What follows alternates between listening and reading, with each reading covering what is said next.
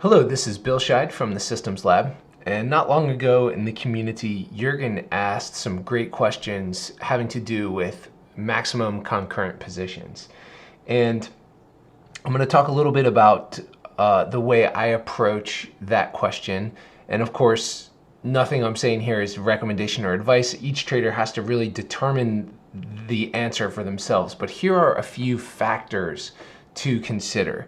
So one of the first factors to consider is portfolio heat.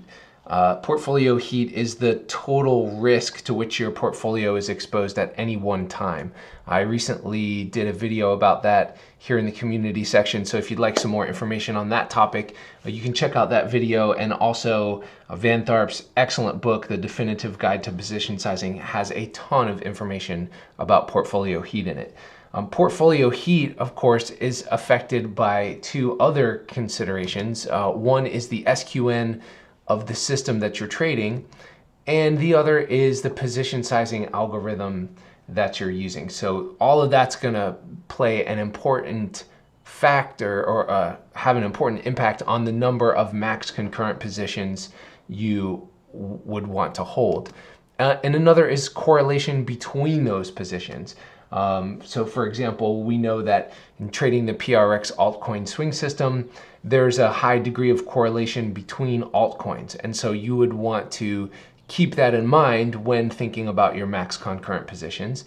And then of course, you'd also want to think about your own personal span of control as a trader. So how many trades can you manage without making mistakes?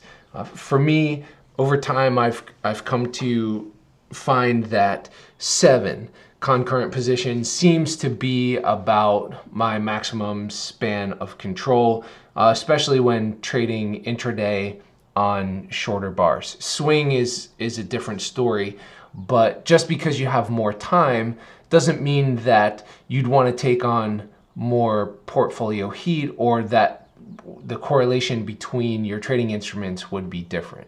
So those are 3 important factors to consider. There are more, but those are 3 to start with when you're asking yourself the question, how many maximum concurrent positions would you want to hold?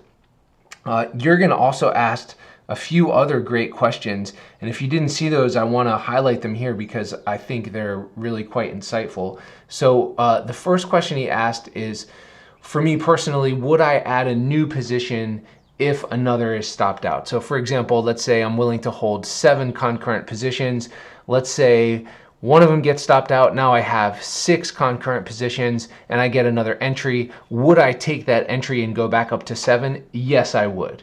Now, if I had more than one entry, let's say I had 2 entry signals and I already have 6 positions, I'm only going to take one of those 2 because I've determined ahead of time, hey, 7 is my maximum number of concurrent positions.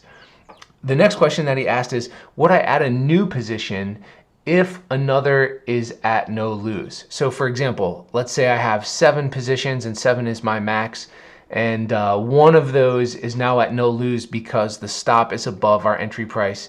Would I add a new position? No, I would not. And there's 2 reasons for that. So number 1 is span of control. So I don't want to exceed my span of control because then I'm more likely to make mistakes. And the second reason is that just because the stop is at no lose doesn't mean that I actually can't lose money on that trade. I mean, under normal circumstances, yes, I wouldn't lose money on that trade, but we have to think about adverse gaps, or if we're trading a 24/7 market like crypto, we do have to keep in mind, especially if we're using stop limit orders, that it's possible that we could get jumped and we could actually end up losing money. So for me, the answer to number 2 is no, I would not add a new position if another is at no lose. And another great question you're going to ask is, would I add a new position if all of my others are at no lose?